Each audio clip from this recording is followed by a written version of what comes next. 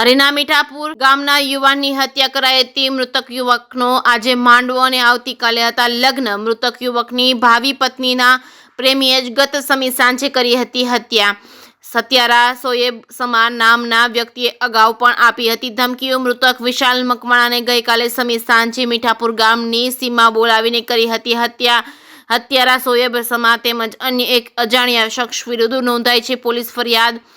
પોલીસે આરોપીને શોધખોળ હાથ ધરી છે। હત્યારાઓ પોલીસ પકડતી હાથવેતમાં હોવાની વિગતો સામે આવી છે। મૃતદેહને ફોરેન્સિક પોસ્ટમોર્ટમ માટે ભાવનગર મોકલવામાં આવ્યો છે।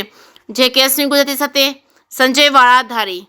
ગઈકાલનો ધારીનો તાલુકાના દલખાણીયા ગામનો બનાવ છે। ગઈકાલે સાંજના 6ની આજુબાજુ આ મર્ડર કેસ થયેલો છે, જેમાં વિશાલ મકવાણા કરીને છે એમના આજની તારીખે લગ્ન લખાયેલ લગ્નનો માંડવો હતો ને આવતીકાલે એની જાન જવાની હોય એવી દુઃખદ ઘટના બની ને એમનું મર્ડર થયેલ છે। કારણ શું હોઈ શકે? કારણમાં કોઈ પણ કારણ હજી જાણવા મળ્યું નથી, પરંતુ તપાસનો વિષય હોય। હાલમાં સ્થાનિક પોલીસ તંત્ર પણ સહયોગથી સારો એવો માહિતી આપી રહ્યા છે અને પોતે તપાસ પણ કરી રહ્યા છે। આગળ જોઈએ તપાસમાં કોણ આગળ આવે છે। મોહનભાઈ મકવાણા, મીઠાપુર નક્કી। શું ઘટના બની?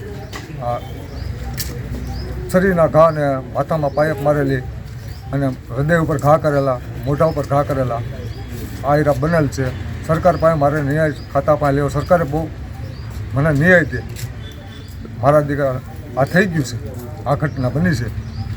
કા એને ફાંસીની સજા, કા આજીવન જેલ પડી છે। અને શા માટે આવું થયું, શું કહેશો? એના પરિવારમાં સહારવેલમાં છોકરી બાબતથી આ હતું ને મારો દીકરો નિર્દોષ આ કેસ બન્યો છે। છોકરાનું નામ શું છે? વિશાલભાઈ।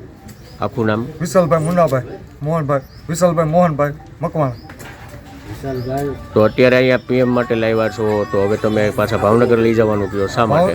ભાવનગર મારે છોકરાનું પીએમ પાકું જોઈએ છે।